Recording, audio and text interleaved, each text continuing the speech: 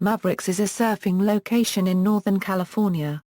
It is located approximately 2 miles from shore outside Pillar Point Harbor, just north of the town of Half Moon Bay at the village of Princeton-by-the-Sea. After a strong winter storm in the northern Pacific Ocean, waves can routinely crest at over 25 feet and top out at over 80 feet. The break is caused by an unusually shaped underwater rock formation. Mavericks is a winter destination for some of the world's best big wave surfers. Very few riders become big wave surfers. And of those, only a select few are willing to risk the hazardous, sometimes deadly, conditions at Mavericks. An invitation-only contest is held there most winters, when the waves come. Origin of the name. In early March 1967, Alex Matienzo, Jim Thompson, and Dick Notemir surfed the distant waves off Pillar Point. With them was Matienzo's roommate's white-haired German Shepherd, Maverick, who was accustomed to swimming with his owner and Matienzo while they were surfing. The three surfers left Maverick on shore, but he swam out to them. Finding the conditions unsafe for the dog, Matienzo tied him up before rejoining the others. The riders had limited success that day as they surfed overhead peaks about 1/4 mile from shore, just along the rocks that are visible from shore. They deemed the bigger outside waves too dangerous. The surfers named the location after Maverick, who seemed to have gotten the most pleasure from the experience. Description: Seafloor. Seafloor maps released by the U.S. National Oceanic and Atmospheric Administration in 2007 revealed the mechanisms behind Maverick's waves. A long, sloping ramp leads to the surface. The ramp slows the propagation of the wave over it. The wave over the deep troughs on each side of the ramp continues at full speed, forming two angles in the wavefront centered over the boundaries between the ramp and the troughs. The result of this is a U-shaped or V-shaped wavefront on the ramp that contains the wave energy from the full width of the ramp. This U-shaped or V-shaped wave then collapses into a small area at the top center of the ramp with tremendous force. Left-hander. The left at Mavericks is rarely ridden, as the wave tends to be unreliable. It can be a much faster ride than the right, shooting riders down a quicker pipe barrel. Surfline says the left is a short-lived explosion of hell and spitfire. History: Jeff Clark had grown up in Half Moon Bay, watching Mavericks from Half Moon Bay High School in Pillar Point. At that time the location was thought too dangerous to surf. He conceived the possibility of riding Hawaii-sized waves in Northern California. In 1975 at age 17 and with the waves topping out at 24 feet, Clark paddled out alone to face the break. He caught multiple left-breaking waves, thereby becoming the first documented person to tackle Mavericks head-on. Other than a few of Clark's friends who had paddled out and saw Mavericks themselves, no big wave surfers believed in its existence. Popular opinion held that there simply were no large waves in California. Dave Schmidt and Tom Powers, both from Santa Cruz, were two of the next people to surf at Mavericks, surfing with Clark on January 22, 1990. John Raymond, from Pacifica, Joathan Galilei, from Tel Aviv and Mark Renica, from San Francisco, surfed Mavericks a few days later. Popular discovery. In 1990, a photo of Mavericks taken by Clark's friend Steve Tadine was published in Surfer magazine. This triggered interest in Mavericks. More photos of Mavericks appeared in surfing magazines, and before long, filmmaker Gary Medeiros released a movie, Waves of Adventure in the Red Triangle. As news of Mavericks spread, many big wave surfers came and surfed there. Death of Mark Fu. Your next major event occurred on December 23, 1994. During a week of huge swells, Mark Fu, Ken Bradshaw, Brock Little, Mike Parsons, and Evan Slater arrived. This was a major event in Mavericks history, Euro for notable Hawaiian big wave riders to make the pilgrimage. The occasion is remembered for Mark Fu's death while surfing Mavericks. Fu's fatal ride occurred in late morning of the first day of riding when, on a late takeoff into an 18-foot wave, Fu caught the edge of his surfboard on the surface and fell forward into a wipeout near the bottom of the wave. It was not until a few hours later that a fellow surfer was traveling back to shore on a boat that he noticed what appeared to be a body in the water. It was then realized to be Mark Fu.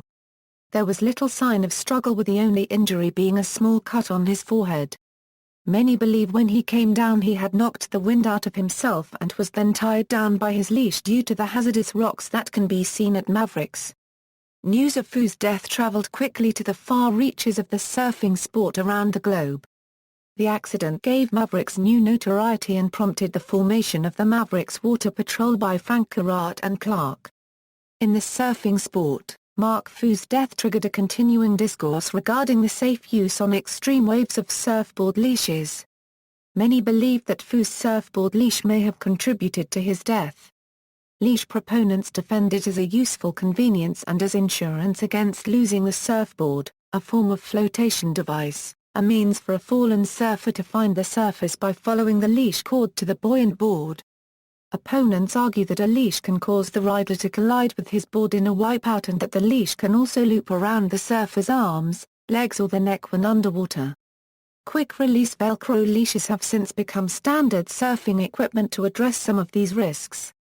Death of Sin Milowski, an accomplished big-wave surfer, died at Mavericks on March 16, 2011. Milowski, 35, of Kalahio, Kauai, Hawaii, apparently drowned after enduring a two-wave hold-down around 6:30 p.m. 20 minutes after the incident, Nathan Fletcher found Milowski's body floating at the Pillar Point harbor mouth. Milowski had been named the North Shore Underground Surfer of the Year in February 2011. He used some of his $25,000 prize to travel to Half Moon Bay to catch one of the last big swells of the season at Mavericks. Surfing contest. The first surfing contest at Mavericks was held in 1999. Darryl Virostko, Richard Schmidt, Ross Clark-Jones and Peter Mell took first, second, third and fourth places, respectively. The following year put Virostko, Kelly Slater, Tony Ray, Peter Mell, Zach Wormhout, and Matt Ambrose in first through sixth places. In 2004, Virostko, Ambrose, Evan Slater, Anthony Tashnik, Mell and Grant Washburn placed in spots first through sixth. Tashnik came first in 2005. In 2006, Grant Baker, from South Africa, won first place, with Tyler Smith and Brock Little in second and third. The 2007 contest was called off because unusually mild weather resulted in no days with suitable waves by the end of March, the usual cut-off time for holding the competition. In 2008, Greg Long was crowned Mavericks champion, Baker won second and Jamie Sterling won third place, followed by Smith in fourth, Washburn in fifth and Evan Slater in sixth. The contest was cancelled again in 2009. In 2010, South Africa's Chris Burtish took first place, winning the largest surfing prize purse $150,000, sponsored by Moose Goen, Jane Sunderland and Barracuda Networks. For future competition, Vision Private Equity Advisors are sponsoring the prize 10 for 10, which is $10,000 for the best ride. AT&T Park in San Francisco hosts live broadcasts of the event on its giant video display. In October 2006, the Monterey Bay National Marine Sanctuary proposed barring personal watercraft from Mavericks, which led to disputes within the sport. In the fall of 2010, a group of surfers, community leaders and contest organizers formed the Half Moon Bay Surf Group, Incorporated, with the aim of controlling the contest. In October, the San Mateo Harbor Commission granted them the permit, and official planning of the inaugural OE the J at Maverick unregistered trademark Big Wave Invitational began. Competitors for the first OE the J at Maverick unregistered trademark Big Wave Invitational included 11-time ASP World Champion Kelly Slater and 23 others. Media. The first videos were shot by Eric W. Nelson in February 1990, catching Clark, Schmidt and Powers. Eric was shooting for his community access television show Powerlines Surf Spots. This was the origin of the Powerlines Productions company that showcases big wave surfing around the world. Nelson's first film was High Noon at Low Tide 1994/1995. In 1998 he produced another big wave documentary 20 Feet Under. Local filmmaker Kurt Myers produced Shifting Peaks and Heavy Water 1994/1995. On December 11, 1998, they combined their efforts and produced the mini-documentary 1211. Clarke and Mavericks are featured in the 1998 documentary Mavericks, a 1-hour PBS film that chronicles the early years, and the 2004 film Riding Giants, which documents the history of big wave surfing. Directed by skateboarder-turned-documentary producer Stacy Peralta, Riding Giants includes interviews and commentary materials with many of the surfers mentioned in this article. In the film Zoolander, Owen Wilson's character's entourage includes a big wave surfer from Mavericks. The surfing documentary film, Discovering Mavericks, executive produced by Jeff Clarke and directed by Joshua Palmer, tells the true story of Mavericks. Discovering Mavericks captures the passion and dedication of surfers like Jeff Clarke, Peter Mal, Flea, Shane Dorian, Nick Lamb, Zach Wormhout, Brock Little and Mike Parsons. This film also honors the sacrifice of men like Mark Fu, Jay Moriarty and others who dared to take on the unforgiving waves at Mavericks. This is their true story. Chasing Mavericks, a 2012 biopic about Mavericks surfer Jay Moriarty, starred Gerard Butler as Frosty Hesson, Abigail Spencer as Brenda Hesson, Frosty's wife. Johnny Weston as Jay Moriarty, Elizabeth Shue as Christy Moriarty and Levin Rambin as Kim Moriarty. Maya Raines plays Rock Hesson, while Patrick and Asher Tessela portray Lake, son of Frosty and Brenda. Moriarty's spectacular wipeout in 1994 had landed the 16-year-old surfer in the pages of the New York Times and on the cover of Surfer magazine. On December 19, 2011, film star Butler survived a near-death accident, pounded by 16-foot waves. Butler was held underwater for several waves and dragged through rocks until rescued by a safety worker on a jet ski. According to uafafilm.co, Butler was knocked off his board by a freak wave.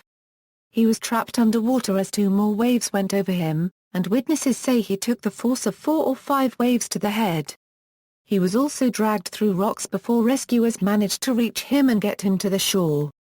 Butler was conscious when pulled from the water and has spent the next 16 hours in Stanford Medical Center. A memoir, Making Mavericks by Frosty Hesson with Ian Spiegelman, was released by Zola Books in October 2012. The book recounts Hesson's time as one of the first to conquer the massive break at Mavericks and his mentoring of Moriarty. On June 10, 2013, at its Worldwide Developers Conference, Apple announced that the latest version of its Mac operating system OS X would be entitled Mavericks. Apple said their new operating software generations would be named after places in California that have inspired them. References.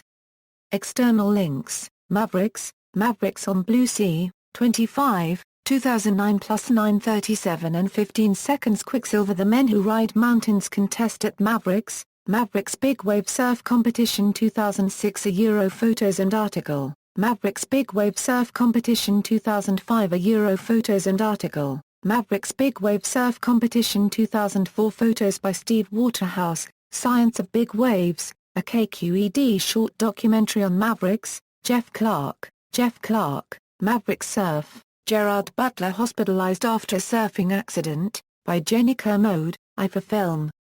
News coverage of accident while filming of Men and Mavericks. https, iTunes Apple CMOV 724209450